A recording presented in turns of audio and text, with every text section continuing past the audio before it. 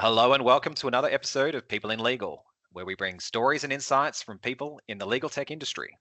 Today, we're going to cover off some stories from Ilticon, the switch from investment banking to legal tech, and also move maybe into the realm a little bit around Olympic weightlifting. My name is Andrew Hay. I'm going to be the host for today. And David Wollstonecroft, just a reminder that I'm still waiting on my promised People in Legal t-shirt and coffee mug. For today's episode, I'm going to be joined by Melbourne-based founder and CEO who's been making some waves in the legal tech industry recently. I'd really like to welcome Tim Toner, who is founder and CEO of Affinda and Draftable. Welcome, Tim. Thank you, Andrew. Awesome. Okay, well, let's jump straight into it. Tim, could you tell us a bit about yourself and your career journey to start? Yeah, so Melbourne, born and bred. Probably life gets interesting in the post-university years. So 2005, I joined Macquarie as a graduate in their principal investments team. Up in Sydney, I had some great advice from a friend, Darius Isaac, who was at Macquarie at the time, who said, when you're interviewing at Macquarie, tell them you want deal experience. You're happy to work whatever hours and do whatever it takes, and you're happy to travel anywhere in the world. And so I dutifully repeated those words in every one of the 6 interviews I think I had. And as a result, they got the message and they put me in a principal investments team, which basically had a global mandate to buy assets on Macquarie's balance sheet. So sort of a private equity role within Macquarie's investment bank, which in hindsight was the most amazing opportunity and the most amazing way to start a career. So it took me to London to try to buy the London Stock Exchange, which was 6 months in a bid room working sort of 18-hour days, 7 days a week, which was pretty cool. It took me over to New York and San Francisco buying aircraft leasing assets. Worked with an amazing group of people. The team was run by Ben Brazel, who was called Brains at Macquarie because he was so incredibly bright and smart. So the most amazing sort of starting place for a career at a very, at the time it was the Millionaires Factory, pre-GFC. Macquarie was on top of the universe and a pretty awesome Aussie success story in terms of a global business. So a wonderful place to be. So that was Macquarie. I was there for, I think, a bit over 5 years. So 3 years on the principal investment side, and then a few years in industrials M&A, working with Robin Bishop and Tim Bishop and a bunch of the well-known rainmakers back in the day. And then I made a shift sort of post-GFC to work at Lazard to get the boutique advisory experience. So I'd had sort of big global investment banking experience. I really wanted to see what the boutiques were like. And at the time, there was lots of those models. Carnegie Wiley was one. There was Caliburn. There was a bunch of others. More of the independent model where you're giving advice to boards and sort of advice on potentially more strategic matters, maybe a bit less sort of deal oriented. So that was a wonderful experience. I got to work very closely with John Wiley, who's now one of our shareholders, Andrew Layden, and also Peter Helsted, who was the head of equity capital markets at Lazard in Australia. Peter is also now a shareholder and chair of our board. So the ties are pretty strong back to the Lazard days. And yeah, just an amazing sort of 7.5 years of investment banking experience, which doubled as an MBA and lots of life lessons and set me in good stead for what was to come.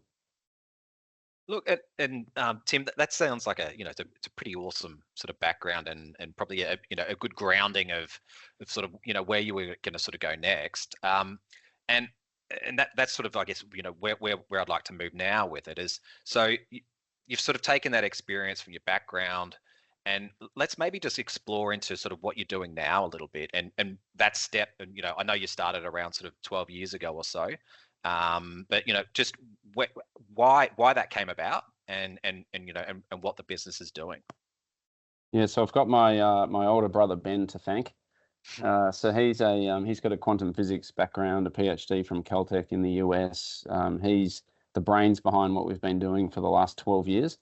So he called me at a vulnerable moment. I think it was a Sunday morning, and I'd just been ushered into work on whatever deal we were doing. And he said, "Hey Tim, why don't you come across and why don't we do something together? And he'd started the Draftable business, and he had 7 or 8 developers on the payroll. And so I remember we sat down that afternoon, and I sort of was trying to understand how he was paying these people and what was actually going on. And it wasn't the most stable funding source. So he was playing poker at Crown Casino with a very unusual strategy, and somehow that covered the cost of these developers.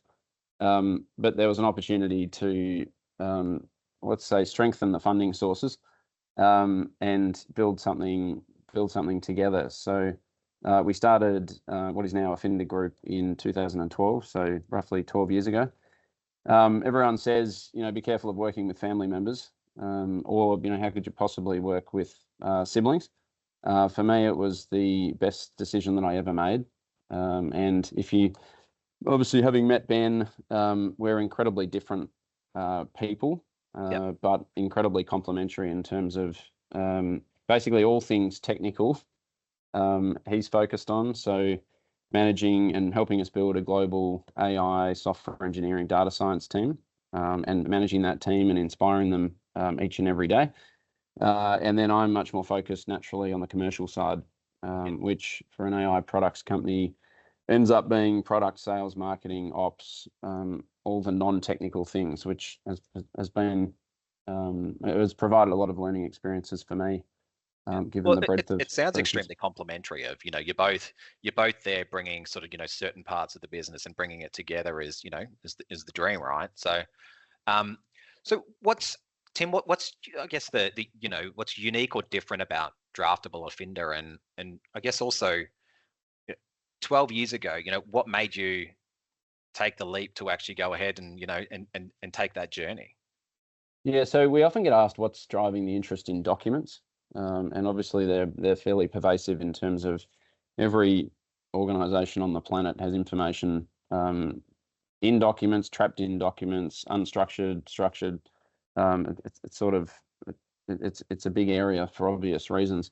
Ben had been writing academic papers, and he'd seen lots of problems firsthand around co-authoring academic papers with people in other parts of the world, different versions of documents, issues with track changes, and like just trying to manage that. And this was sort of back before some of the technology was as helpful as it is now. And I'd been very focused on the M&A world, where there's just like transaction documents flying around at all times of the day and night. And it was very hard to keep track of which version of which document, which prospectus, what are the changes, all of those sorts of things. So we'd each seen these problems with document-related workflows. And so we got very excited about the opportunity, initially with Draftable, which is document comparison. Just help people understand what's changed, what's moved, just sort of make that workflow fail-safe and more efficient. And then later on with Affinda, which is more in the intelligent document processing space, we had this great understanding of document sort of reconstruction, and had spent a long time on the Draftable side, and that technology combined with some of the latest developments coming out of the natural language processing world created the Affinda capability, which is essentially the ability to extract information from documents. So sort of information extraction at its core, but the ability to do that across 56 different languages, across any document type. And then once you've got that information, usually there's a valuable downstream activity, which might be, extracting information from resumes, which Seek is doing as one of our customers, and then using it to match job candidates to job descriptions. It might be loan settlement automation. So, extracting information from a whole range of loan settlement documents, bank statements, driver's licenses, loan applications, so on and so forth, and then automatically verifying that information.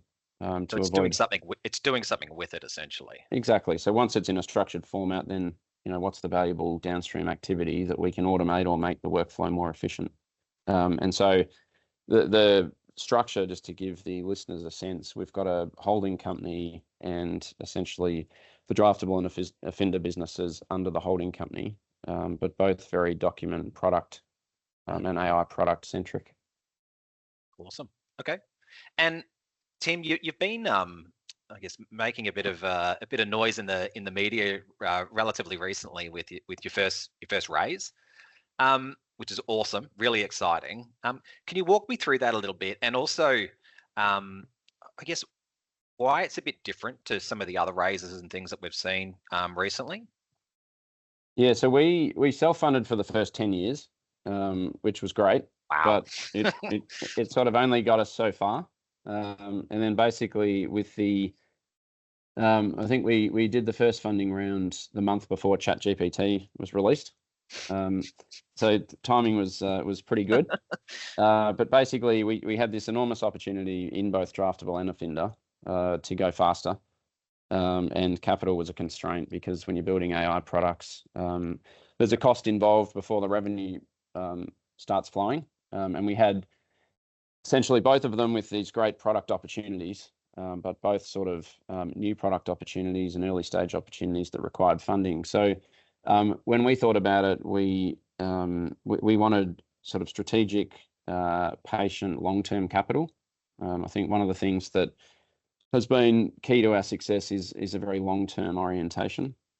So we think in our sort of planning cycles and strategic vision and so forth is much longer than most of the companies that we talk to.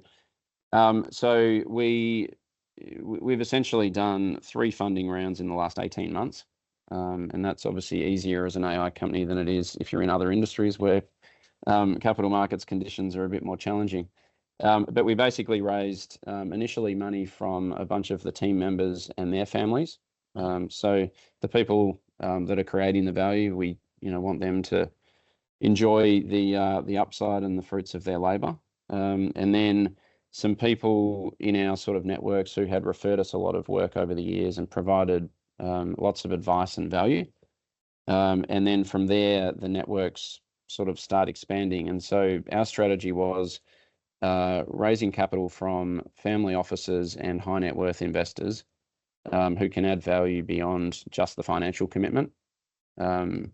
And we've sort of ended up with this amazing cap table with lots of primarily Melbourne-based family offices, including the Little Group, which is connected to our chairman, Peter Halstead, and a number of others, and then also lots of successful CEOs and entrepreneurs that provide amazing advice and guidance to me and to our team with all the things that we haven't experienced before. So whether that's go to market or whether it's in the product space, we've just got this amazing network around the business, which makes us wish we raised money a lot sooner. And then I guess the other thing to mention is there's only so many ways you can raise capital as a private company. So you can raise ordinary shares, preference shares, convertible notes, or potentially a few other exotic options. And so we've always wanted to keep things very simple and vanilla. So we basically raised ordinary shares, and we've sort of got as clean and simple a structure as possible. And I think that reduces the risk profile significantly. But also it's really important to align if the business strategy is very long term and the focus is very long term, you need to make sure that the capital is also aligned to that. And all too often we see sort of the short-termism coming in from investors, which really works against a lot of companies and their long-term vision. So very strategic, quite different to how most companies raise money, much more painful because it requires a lot more conversations. When you're not dealing with a single institutional investor who can write a much larger check, but it stands us in, it gives us a wonderful foundation to grow and scale from. Yeah, look, I really like that. And the simple method of that. Like, to me, that's, for me, predictability is huge. In particular, if you're an investor, wanting to at some stage see a return on it, then the simplicity, to me is really key there. And Tim, maybe just pivoting slightly a little bit as well. So we've had a bit of background about you, a bit of background about the Draftable or Affinda. Maybe just moving back to you a little bit as well around the roles that you've done in the past. Could you maybe walk me through, or the listeners through, like some of the key challenges you faced in your role and sort of how you've gone about overcoming those? Yeah, I mean, probably the biggest challenge is time. Um, it's like a precious The resource. old the old age one of everybody. Yeah, Yeah. we all get the same number of minutes each day and each week and so forth. But time management's been a big area. And I guess the other one is with a lot of high growth companies, the company often evolves faster than the team can evolve. And so people is the other thing that's been very central to our approach. So we've sort of gone out of our way to attract and retain the best possible talent we can find, and to try to build a team that's very values aligned. And if the values are around integrity and humility and curiosity and some of the things that we value, and empathy is another one. But some of those personal traits and qualities, like if you get a team of people together that share those sorts of values, and also obviously have the intellectual horsepower and experience and so forth, good things happen. And they happen from a culture perspective, they happen from a product perspective. And if you combine that with a focus around the customers and what's best for the customers, and you really celebrate, where customers are recommending you or they're jumping up and down, telling other people how great the products are or how great our team is, we really celebrate those things internally. And so it becomes sort of an expectation of, that's ultimately what we're solving for. And if you look after your customers and you listen to the sorts of products that they want, and you provide great support, then the good things tend to happen. So it's sort of common sense, but not necessarily how every company operates. Yeah. And look, I the whole, teamwork makes the dream work. Just making sure you're getting that alignment across people. And it's like, I really agree. It's not just necessarily around from a hard skill that they bring. It's the soft skill and the value sort of part. Because if you get a bit of a clash there, it can really be hard to fix it. Because once it's in the org, it's hard to get out. So I think I'm fully aligned with that. And it's key to any company that's really looking to go through and scale. I think the other thing on that is we sort of play to people's strengths. So Yep. in performance reviews that we do, it's very much around, well, what are you best at and what do you most enjoy doing? And then how can we amplify that and build people around you who can do the other things that the company needs to be done, but you may not That's want to do really yourself. I really like that, actually, because it's more than just going, these are the goals of what you've done, black and white. It's actually looking at, well, these are the strengths you bring. How can we amplify those? And again, if there's gaps, that's okay, but we just need to address that in a different way. Yeah. And it's amazing that like the career trajectory that then helps facilitate. So people who start off in one role often end up in a very different role. But over time, you work out, where is the best fit between the individual and the company. Yeah. And then how do you provide the right sort of learning and development environment? How do you give them sufficient responsibility, autonomy, and let them make some mistakes, and sort of let them empower them, and good things happen when you've got great people in those sorts of positions. Yeah, no, completely agree. And for the next question, while it's relatively simple, I think it's probably one that the listeners will get a lot of value out of. And it's the old question of how do you prioritize your time, and sort of become an effective leader. So, Tim, for you, how do you prioritize your time, where you spend your time, but also then the team as well, to make sure then that the business is scaling and focusing on, I guess, on the right things? Yeah, so this is not going to be a well-structured answer, but I'll cover off on the key things. But basically, from a company perspective, you got to be very clear on purpose, vision, mission. Like how far out can you think about the business that you're trying to build? And then working backwards to think about, well, what are the strategic priorities? What are the key things we need to get right? What are the key decisions that we need to make? How does that come all the way back to quarterly OKRs, objectives and key results? And then how does that feed into what each team are doing each week? And personally, like, what am I prioritizing each week?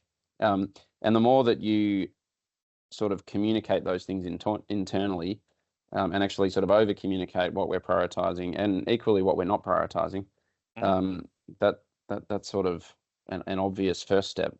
And then from a personal perspective, every Monday morning I think about this week, what are the key things that I really need to achieve? And I'm pretty careful in terms of like structuring my week around sort of Monday to Thursdays, very focused around work. And I'm kind of all on or all off. I don't do so well in the middle. Like, the concept of working holidays isn't my preferred model. So work really hard Monday through Thursday. Friday, I tend to not schedule any meetings, and it gives me time to catch up and actually make progress on the priorities if progress was hard in the days that preceded that. And then on weekends, I try not to work, and I try to spend a lot more time reading, which I really enjoy. And so just sort of thinking about how the week is structured, and then also how each day is structured. So my mental energy as a 42-year-old male, that's probably quite common. Mental energy peaks in the morning and declines linearly over the course of the day. So my first 2 hours of the day are much more effective than my last 2 hours of the day. So naturally, that leads you to getting up earlier and earlier, and trying to sort of do the hard things early in the day. And so, if you then build in what are the non-negotiable things that, from a sort of health and well-being perspective, I ride to work each day. So that commute is really important to me. And 2 or 3 gym sessions a week are also important to me. So how do I build them into the schedule so that you sort of create the habit and it never really changes? And then you sort of build around that. So if I get, more focus time in the morning, then I get more work done. I tend to do more sort of afternoon meetings, where I'm sort of just happier because I'm not thinking about other things that I want to be focusing on. And then a bunch of, the standard self-help things you learn around time boxing. So just sort of thinking in, well, it's not quite Elon Musk 5-minute increments, but just being very strategic around where you're putting your attention. And being fully focused on that task. And so, I don't have social media. I'm sort of not on any social media outside of LinkedIn, which different views as to whether that qualifies. No social media on my phone. I don't have any notifications switched on. I'm sort of very sensitive to, giving tasks full time and attention and full focus. And then I guess the email management's the biggest one for me. So, as a lot of the listeners, I'm sure, would be dealing with lots of emails from lots of different sources. That can be quite a big time sink. And so I remember hearing about the inbox zero method when I was at Lazard and thinking, like, how could anyone possibly process emails such that their inbox is always kind of zero? But I've become quite a recent advocate for that approach. So you think of an inbox as other people's priorities that are sort of unsolicited.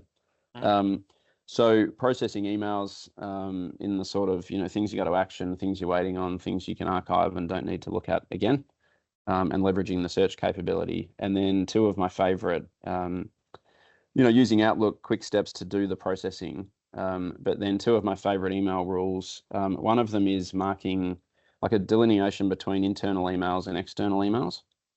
So I've sort of got a negative filter that shows if it's not coming from an internal source, then it's categorized as an external email.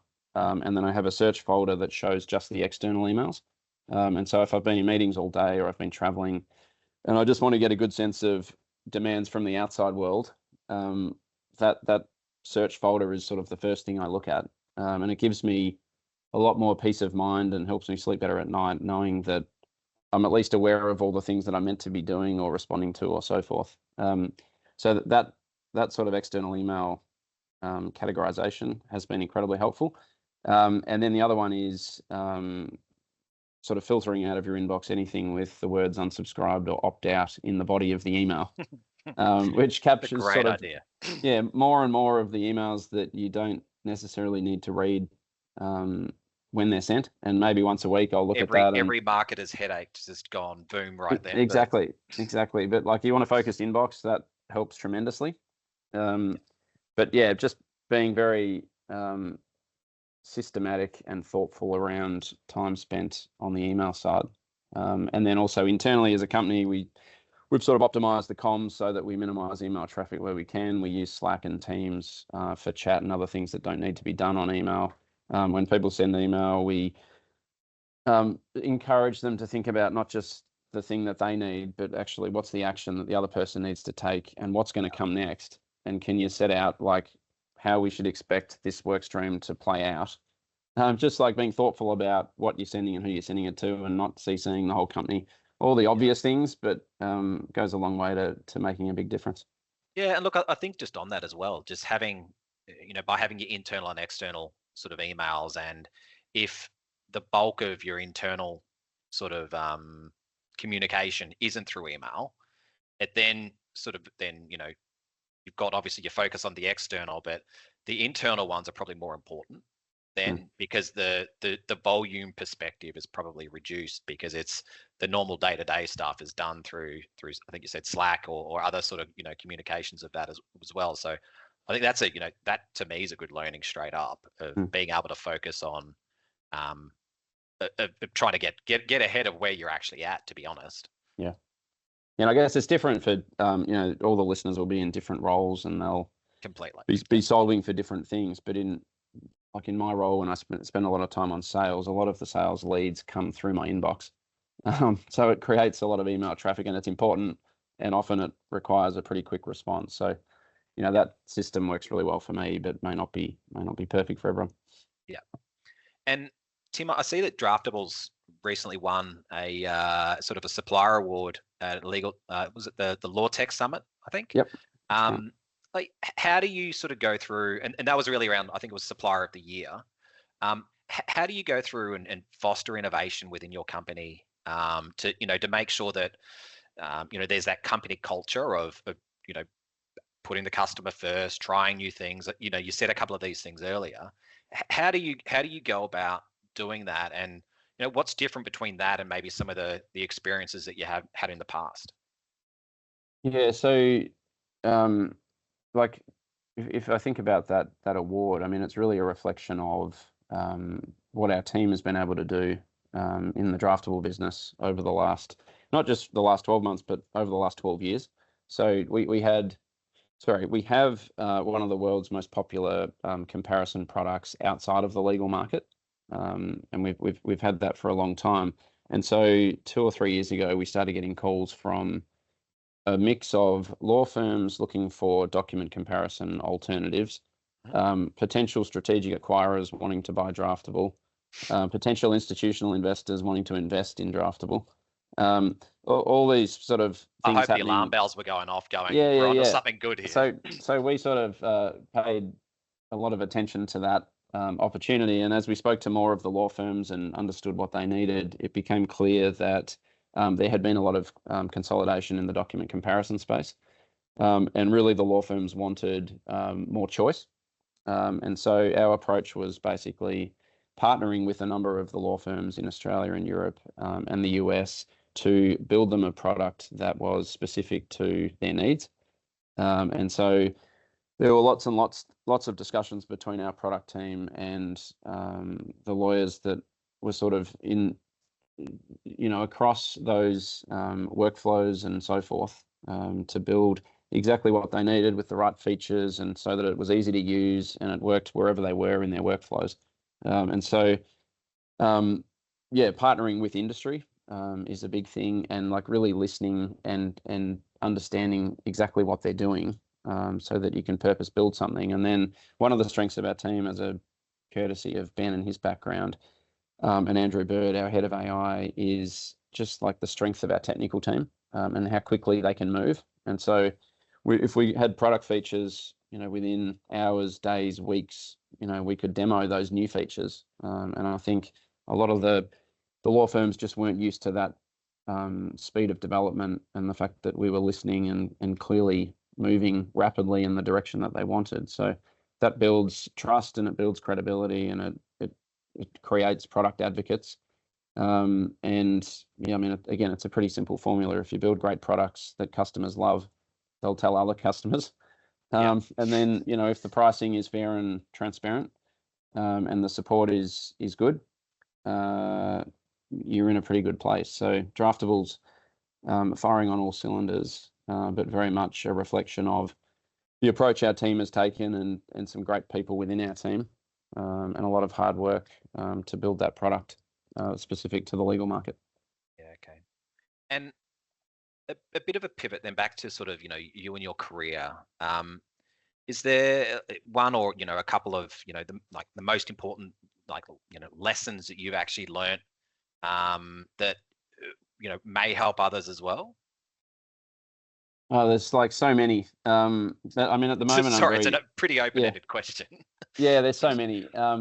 And it's sort of the positive things that you've seen that you want to emulate, but also the things that you've seen where actually you would have behaved differently. Yeah. So sort of the things that you don't want to do and the things you don't want to be known for. And well, it's learning from the experience, right? Yeah, it's sort of a combination of those things. But I think, and this may be influenced by the fact that we're spending a lot of time at the moment on scaling and building out the teams in different parts of the world. But for me, it all comes back to the people and building great teams and being very clear on the mission and the purpose and so forth.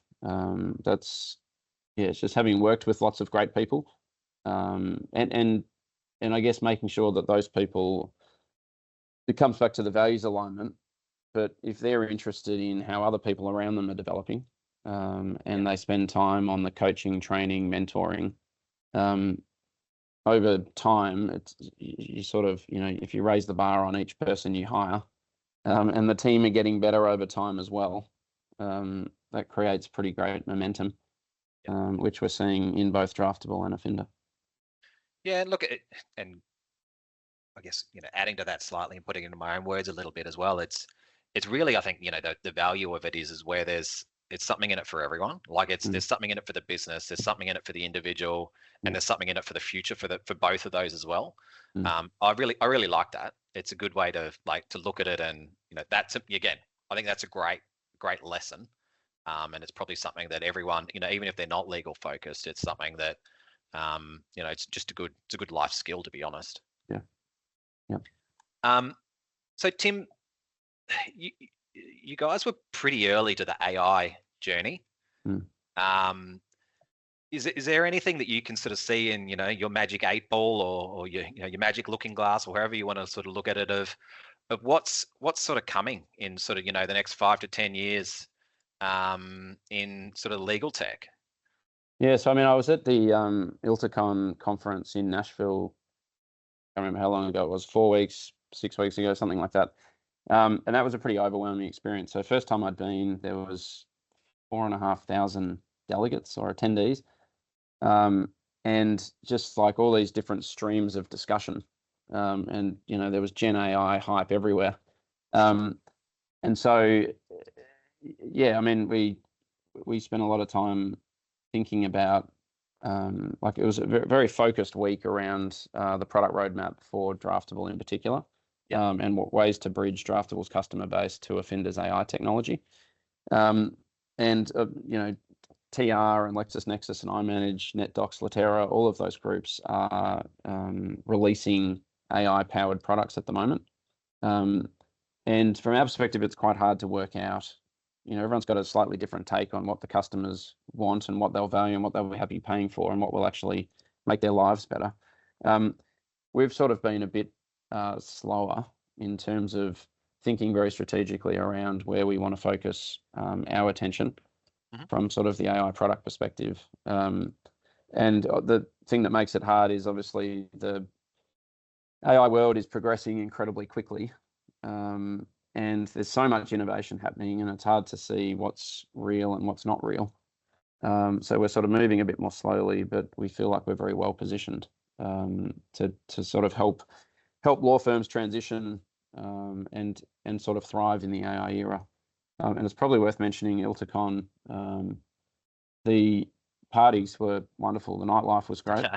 So we crashed the Latera party. They were very kind to extend an invite to us. On the Monday night, the Thomson Reuters party on the Tuesday was unbelievably good. And then it was followed up with I managed. hear they're known to throw a good party. Yeah, lots of boots and cowboy hats and whiskey and whatever else, country music, which was great. And then the I managed party on the Wednesday night. So our team that was there did not get a lot of sleep over the 7 days, and it took a little while to recover when we got home. Oh, look, it sounds like there was a lot of fun had, but obviously, getting over there with a group of, sort of like-minded people sharing ideas, what's going on. I think it's valuable, completely valuable. So, I mean, there's the work hard, play hard view, which I subscribe to, but it's as I'm getting older, I'm thinking having the play hard has to reduce a little bit. Yeah, no, I hear you on that front. Starting at Macquarie, that was the only model I knew. Everything was a competition. There's like PwC. It was a similar approach in certain things as well. Yeah, exactly. 24 hours in every day. So, it's a lot you can get done in a day. I wish I'd known that at uni when I was studying. Could have made things much more efficient if I knew what hard work actually was. But exactly. And Tim, any last thoughts or comments from you today to leave the audience with? We did mention Olympic weightlifting, so I thought. Well, we did. Sorry, yes. I mean, you kind of got into it, but let's hit it off on the head. Yeah. So when I turned 40, so this was 2 years ago, it sort of coincided with the appointment of our inaugural independent chair, Peter Halstead, who I mentioned, and he said he'd be delighted to come on board, but there was one condition, and the condition was I had to subject myself to an annual sort of executive health check. And I was sort of surprised that was the condition. But I sort of happily took myself off to do a full day of health testing, health screen, I think it was called. And the results were quite confronting. So oh dear. We sort of did the appointment with the doctor a week later, and I'd gone through all of these weird and wonderful tests over I think it was a 6-hour period. And the doctor said, look, Tim, it's going to be a very short call. You're in very good health. However, your muscle mass is well below average for a male of your age. I was like, oh, come on, doctor, break it to me gently. And I said, well, what would you recommend? And he said, look, you need to get into a gym. Not sure if you've ever seen one, but I would strongly encourage you to focus on strength training. And actually your posterior chain strength is like well below average. So lots of squats, lots of deadlifts. You should be doing that 2 or 3 times a week. And by the way, at age 40, your strength declines. It's sort of like you've peaked and you're now on the decline. And you need to take these things very seriously. So I went home and told my wife, and she asked me what I paid for the health check. And I embarrassingly told her, and she said, Tim, I could have told you that your muscle mass was below average without you needing to subject yourself to the test. Oh, all the truths are coming out. So that was a rough couple of days, but quite quickly I actually a recommendation from Ben to go and talk to the founder of Absolute Health and Performance, a guy called David Smith, who coaches middle ages. He was a former, I think, Olympic weightlifter or powerlifter or something along those lines. And so this was sort of 18 months ago, 2 years ago. So it won't be obvious to the people watching, but hopefully the listeners can believe that I've been going to the gym consistently now for 18 plus months and working on the clean and jerk and snatch and some of the Olympic movements. So the difference that's made in terms of health, well-being, sort of on the mental side, it's just like I wish I'd been doing that for the 10 years prior. There's a sort of a gap from sort of age 30 to 40 coinciding with having young kids, where you sort of don't take as good a care of yourself as you should. So that's been a wonderful addition and sort of the highlight of the week from sort of a personal health and well-being perspective. Well, I may just miss the health check component and maybe just jump straight into it, because I think I'd get exactly the same kind of feedback. Yeah, the And first 12 my wife months. being a doctor would probably give some brutal feedback along those exact lines as well. So Yeah. I mean, the first 12 months is great because you're setting PBs every week because you're coming off such a low base, but it's got noticeably harder in more recent times, but couldn't recommend it highly enough. awesome. Well, look, Tim, thank you very much for sharing your journey today with the People in Legal audience. I'm really looking forward to seeing like where Affinda, Draftable go next. A big reminder to the audience to check out the previous People in Legal episodes. There's also going to be ones coming out in the pipeline as well. These can all be found on the People in Legal LinkedIn page, as well as YouTube for a full video of it, or on Spotify for podcasts. My name is Andrew Hay, and on behalf of People in Legal, that's a wrap for today. Thank you.